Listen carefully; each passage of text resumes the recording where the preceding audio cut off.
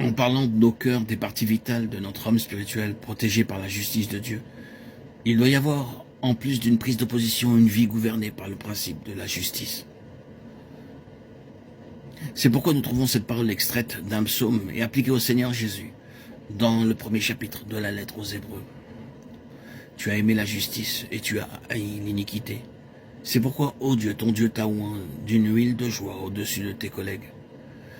Remarquez-vous les mots qui précèdent immédiatement. Mais il a dit du Fils, ton trône, ô Dieu, est éternel.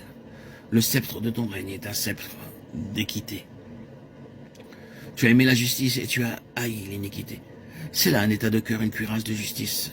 Cette plaque d'airain doit être une force puissante de haine contre l'injustice, mais d'amour pour la justice, comme caractérisant la vie.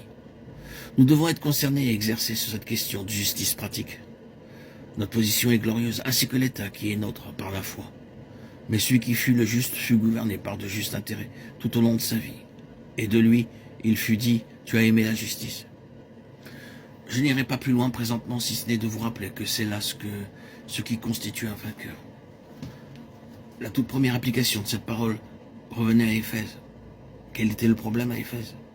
Tu as abandonné ton premier amour. Souviens-toi donc d'où tu es tombé. Vous voyez le principe tombé?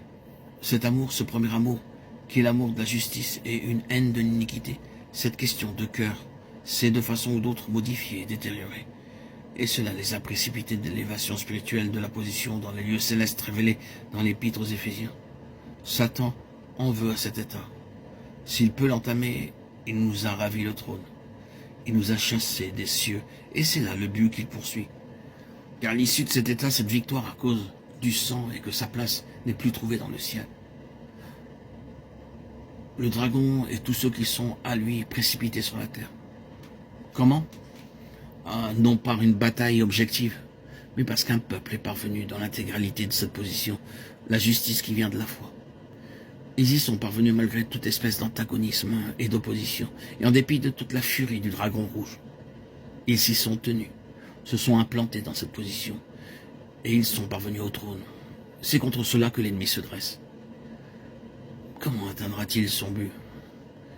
Eh bien, il déplacera la valeur du sang, il fera tout pour ravir à l'Église le puissant témoignage du sang.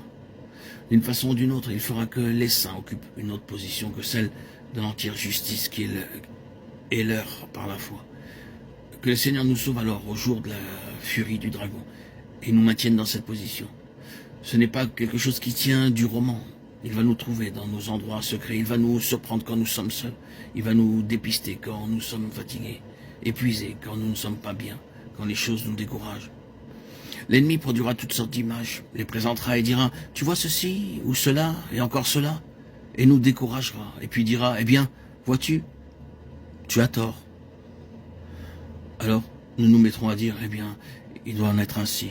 Nous devons être dans l'erreur ou autrement ceci ne serait pas. » Il œuvre si subtilement avec tant de cruauté. Le dragon piétine le faible sans aucune pitié. La cruauté du dragon. Oh, avoir cette foi vitale, la foi du Fils de Dieu. Que le Seigneur nous garde fidèles.